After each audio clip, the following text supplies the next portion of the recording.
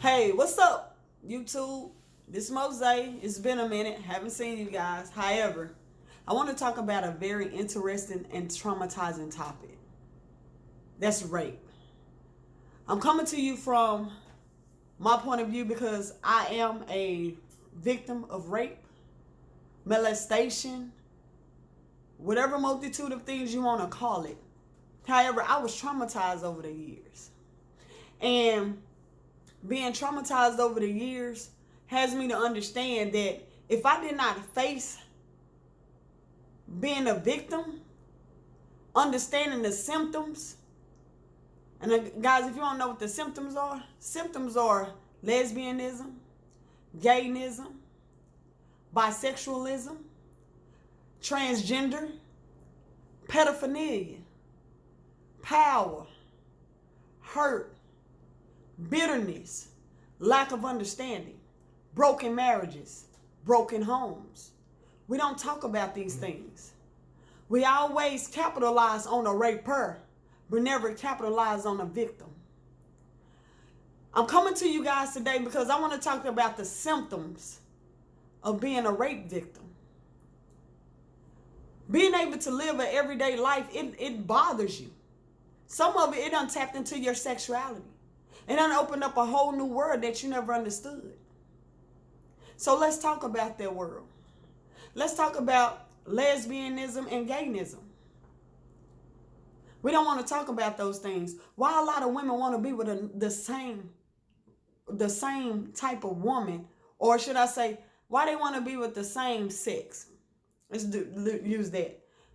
Why you want to be with the same sex? Because back in your past, some that you never dealt with, that your grandmama knew, or your mama knew, that your uncle, your aunties, don't get it twisted, your sister, your brothers, nephews, nieces, you were sexually abused. They never want to talk about it. They sweeping under the rug, They sweeping under the rug. We don't talk about it. But it's a lot of people still hurt behind it. Can you have a certain disposition with your mother, with your father, your sister, your brothers, the whole household? Now we can go back to slavery because that's where it originated. It was about being dominant. It was about a cultural people want to be dominant over another cultural people. That they will mutilize not only their women, but their men, children. They didn't have no remorse. So now let that sink in and let's move on forward to 2020. We're still dealing with that in our bloodlines. Those are still curses to our families. But we have not dealt with it yet. It's still a factor. I'm coming to you as a victim. Now I have became victorious and overcame what rape has done to me. But the reason I want to go talk about lesbianism and gayism right now is because a portal of your life was opened up that you never understood. That portal was opened up and it brought you into a totally different world. And let me just say demonic, devilish. You don't understand it. You don't know why you feel the way that you do, but this spirit is so strong. The reason I know this spirit is strong is because you ain't the only one that dealt with that sexual spirit. I dealt with that same spirit. The only difference between you and I is somebody taught me about God when I was a kid. And coming up, I got a better understanding who God was, so I went and called on God. In the name of Jesus, I called on the Father. And that was something that I had to fight. Was it an easy fight? No. I just never allowed the symptoms to overtake me. I never engaged in things that was of that culture. Men, the same. There was a man that you probably trust and you looked up to. That man took advantage of you. Even a woman. Women take advantage of boys too. I had a friend of mine tell me a story about two of his aunts that had a threesome with him. Elementary child. That messed with him to this day. He don't talk about it. He faces them, but they can't face him. That still bother him to this day. Don't you know that it affects your family? If you was to ever get married or even be in a relationship, you figure being with another woman is going to satisfy that issue that you have inside of you? See, the problem is rape. The symptoms is gayism and lesbianism. Those are the symptoms. But that's not the problem. We never dealt with the problem. We only deal with the symptoms. See, they keep medicating us, numbing us to the actual trauma that we went through. And I just wanted to point on that point, that part, that issue. Let's go to the Bible.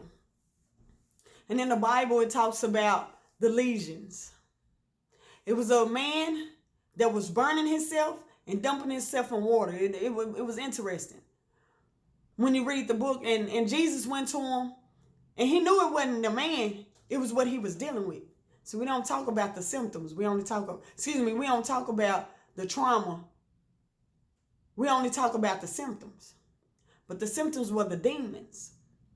And so what these demons were doing was they was torturing this man. God came to him and asked him. He said, come out of him. The demon didn't come. He said, what's your name? He said, my name is Legion. Means that I'm a demon of many. In other words, when you don't understand a demon of many, that means that there's many spirits attached to him that creates this demon. So he called Legion by his name. He said, Legion, come out of him. He said, I have nowhere to go. He seen a pig right next to him. The spirit went into that pig, and that pig drowned itself. What I'm trying to get at is we don't want to deal with the demons. We only want to deal with the flesh. We don't want to deal with the other world. We just want to deal with this one. We don't want to deal with the spiritual realm. But it's here. And it's time to be dealt with. Another one of the problems that I want to talk about is, or should I say symptoms, is pedophilia. Why are certain people attracted to kids? They want to make it a norm. It's not normal. It's not normal for a man or a woman to be attracted to children. But the reason that they're attracted to these children is because at the time that they was a child, something happened to them. It caused a thing called power. See, when a man or a woman takes advantage of an innocent child, he feels or she feels empowered. That they're being empowered by this thing that they want to call pedophilia. That doesn't empower you. You still weak. You still are nothing. And the reason I'm coming to you guys with these things, because these are symptoms that we don't deal with. Let's talk about the home. There's many men and women that have became married and thinking that this will take them away from the pain. It doesn't. That pain still sits in the back of your mind, in the back of your heart. The reason that pain still sits there, because it never been dealt with. You never asked for forgiveness. You never asked your God to forgive them people. You never forgave yourself. But see, and this is from a woman's point of view. So women, you married this man and he wants to love you. He was raised right, never been through a situation like that. And when he go to touch you, you snap, you push back. Because now those symptoms of an old rape has came into your mind. He wants to hug on you. You're afraid to let him hug you because you keep seeing a vision of your father saying certain things to you that has brought out this sexual urge in him to take of you, to encounter you with. And now this man, he don't understand that you never talked about it. You never told that man you was raped. You never told that man that you was brutally abused. You never talked about it. But this man want to love you regardless of. But you can't love him because you never got over the trauma. You never got over the problem. And so now it done put a wrench in your relationship. You having sex with this man, but you can't love him because when you laying down with him, you looking at your father. You looking at your uncle. You looking at your cousin. You looking at some random man that just said, you know what, I want you. If you don't want me, but I want you. Been there. Just never been married. Men, same situation. You got a woman there that want to love you and show you things that you might have never seen before. However, because of that old hurt from that auntie that used to stroke you inappropriately to get a arousal out of you that you didn't understand. And when you go to sleep at night, you fighting these spirits. Because you don't understand, you fighting in your sleep. You're afraid to go to sleep at night. Now you don't start peeing on yourself in the bed because you never dealt with those symptoms. We don't talk about it. You want to be loved a certain way, but you don't know how because the love that you see has been dysfunctional. That wasn't love. Misunderstanding. So when that lady come to love you or to show you something different, you can't see different. You only see what you've been through. Now your marriage is on the end of, you about to break up, and now these symptoms done brought bigger problems, but you don't know. You need accountability. You want power. You want respect. But you never dealt with that problem that resonated these symptoms. That you go to your psychiatrist and the doctor to medicate you, to numb you. But those spirits are still there. They're not going to leave until you call them out. We don't talk about stuff like that. It's a lot of households right now. Their children are being sexually molested because the mother is looking for love, but never known the love she's looking for is the love of a man that may have been dysfunctional. Majority of our relationships are dysfunctional. Some type of trauma has gurgitated itself. Unwanted trauma. Women and men don't want to be raped. They don't even think about stuff like that. But it's not love, it's lust. You taking advantage of somebody older than you, looking down on you and taking your innocence. We don't talk about that. We only talk about what's comfortable, what's understanding, what makes us feel good. But we never talk about the trauma of that rape. Remember, we all victims of something at some point in our lives, but this is a time and a season to get over that. And I'm not going to sit over here and say it was a walk in the park. I'm almost 40 years old, and I'm addressing a situation that never been addressed. I'm addressing something that I'm ready to diffuse the power of. I will never let a rape have power over me. I'm learning how to control the situation. I'm learning how to feel wanted and loved. We still have to learn love. Sometimes you got to go to the word of God often now to find out what love is. God said he loved us with an agape love. He loved us regardless, unconditionally. But sometimes he asks that we just come to him and say, hey, Lord, I'm ready. I'm ready to give this up. I don't want this rape to keep me in prison, to keep me in a box, to keep me buried. I talked to a woman not too long ago. And I was talking to her, and she just lost her husband. The challenge about this is her daughter was brutally raped. Face disfigured, man beat her so bad. She was trying to figure out how to get the money to get plastic surgery for her daughter, young little girl. When you hear stuff like that, it took me back to a place in my life where I had been abused. I knew my mama knew. Let me tell you something, ladies and gentlemen. They know. They just don't confront it. They don't say nothing about it. Because those are the curses that was over our life at one time. However, when I was old enough to give an understanding to what happened to me, I went to my mom's. This is when she was living. I said, Mama, I said, I was raped. when I was with you. My mama told me at that time, I think I was 21. That's when I was able to actually say stuff to my mama and don't have no remorse of it. You know what she told me? She said, we need to go file charges right now. I said, Mama, it wouldn't really matter. I'm 6 years old. At that time, I'm 21. At the time I told her about this. My mama didn't know that I knew the statute of limitations for a rape. And it's sad that a statute of limitation for a rape victim has an expiration date. However, for a murder, it doesn't. So that's where I become confused. A sexual encounter, unwanted sexual encounter, should have no expiration date. But it does.